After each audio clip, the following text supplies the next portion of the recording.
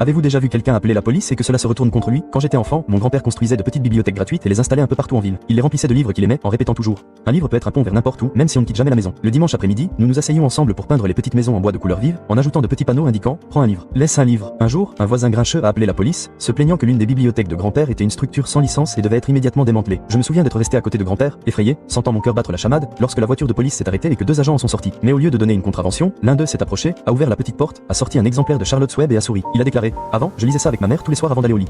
Au lieu de nous fermer, les agents ont aidé grand-père à déplacer la bibliothèque de quelques mètres sur une propriété publique, en enfonçant le poteau plus profondément pour qu'il ne tombe pas. Ils ont même promis de ramener de vieux livres de leur propre grenier pour aider à la remplir. Une semaine plus tard, cette petite bibliothèque débordait d'histoires de tous les habitants de la ville. Romans policiers, livres de cuisine, BD, livres d'histoire, albums aux couvertures déchirées, mais cœur intact. Je me tenais là à regarder des inconnus échanger des histoires et rire comme des membres de la famille. J'ai réalisé que lorsque l'on construit quelque chose avec amour, même les problèmes peuvent se transformer en quelque chose de beau. Grand-père m'a serré la main ce jour-là, les yeux pétillants, et m'a chuchoté. On ne peut pas s'attirer d'ennui pour de la gentillesse, mon pote. La gentillesse trouve toujours un moyen. Avez-vous déjà vu quelqu'un